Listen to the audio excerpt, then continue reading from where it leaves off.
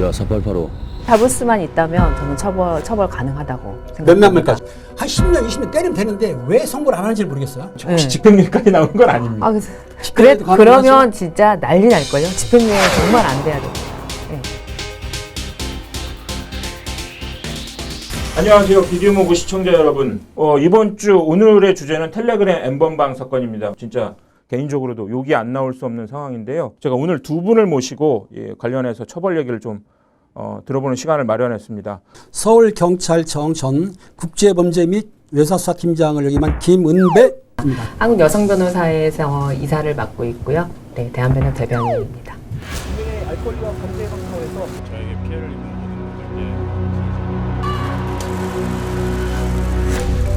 법에 보면은 성폭법에 신상 공개에 대한 규정을 보면은 이제 공개할 필요성이 있고 오로지 공공의 이익을 위하여만 공개하도록 되어 있거든요. 아마 오늘 심사하신 분들이 충분히 공개할 만하다고 생각을 해서 공개가 된 것 같습니다.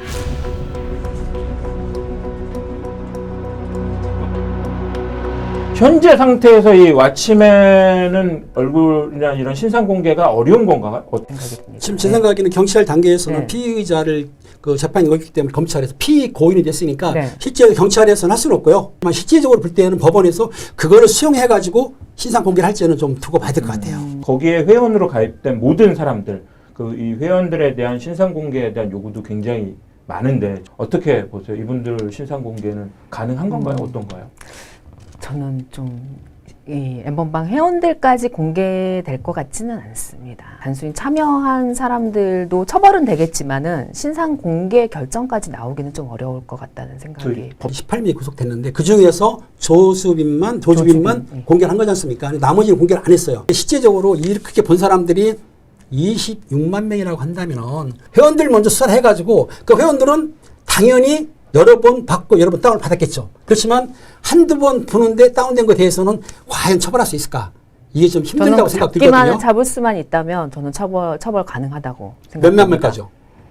이제 그거는 경찰관님들의 역량이겠죠. 열심히.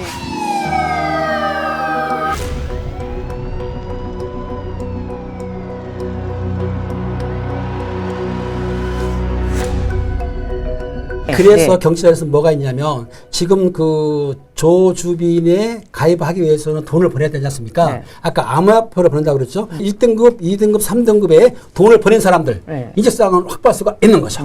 돈을 네. 보내면서 적극적으로 참여한 사람들은 경찰이 아무리 인력이나 시간이 많이 투여가 되더라도 적극적으로 찾아서 수사를 해서 처벌을 해야 된다고 생각하고 확인되는 사람은 아무리 그 경찰 인력이 많이 들어도 발본색은 해야 된다고 생각합니다.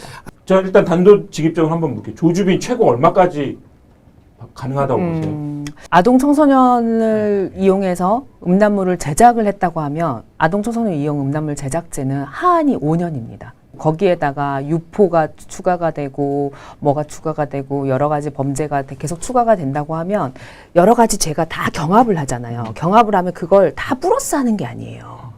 가장 중한 죄의 2분의 1까지만 가중을 하거든요. 이번 기회에 정말 이 디지털 성범죄의 심각성을 판사님들도 적극적으로 인식을 하셔서 기존 양형보다 훨씬 높은 형을 선고했으면 좋겠다는 생각이 듭니다. 근데 우리나라에서 문제는 실질적으로 법은 준비가 됐습니다. 그러니까 5년 이상 무기징역을 할 수가 있는데 실질적으로 판사가 재판부에서 할 때 한 10년, 20년 때리면 되는데 왜 선고를 안 하는지 모르겠어요. 그러니까 우리가 하는 게 네. 비슷한 행위를 한 왓치맨은 네. 검찰에서 구형이 3년 6개월밖에 안 했거든요. 네. 그런 게 또 이 조주빈한테 반복되는 거 아닐까 그 싶어서. 걱정이에요, 정말로.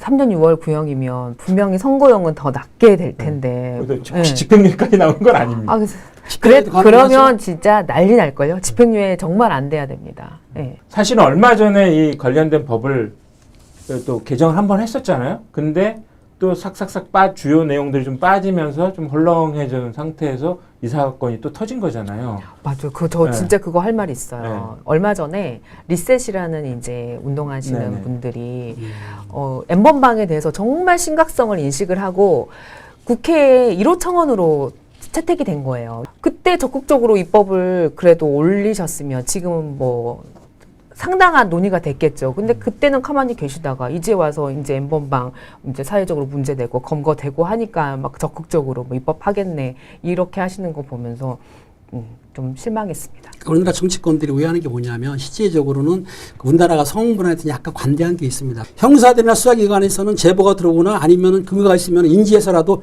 수사를 합니다. 범인을 체포를 해요. 잠복하면서까지 체포하고 어렵게 수사한 다음에 검찰에 송치하게 되면은 검찰에서 불기소할 수도 있어요. 약하면. 그렇지 않습니까? 재판도 못 갑니다. 수사기관의 문제뿐만 아니고 모두의 문제라고 생각이 드는 거예요. 1시간 가까이 토론을 네. 했는데 혹시 이제 마지막으로 한 말씀 뭐 더 하고 싶은 거 있으세요? 네.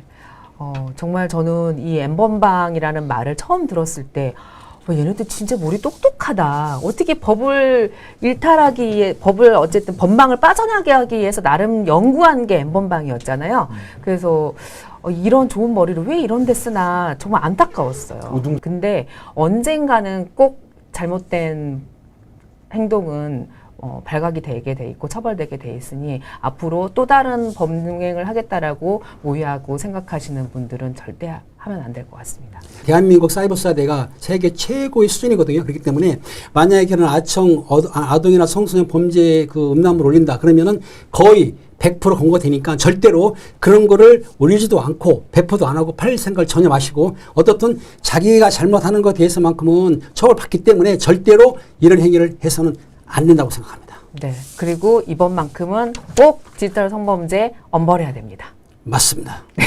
알겠습니다. 오늘 감사합니다. 네, 좋은 얘기 수고하셨습니다. 감사했습니다. 네. 수고하셨습니다. 감사합니다. 총장님한테 영상 편지 안 하시죠? 해야 되는데. 저 그거 말씀 안 드렸네. 저 화난 사람들이라.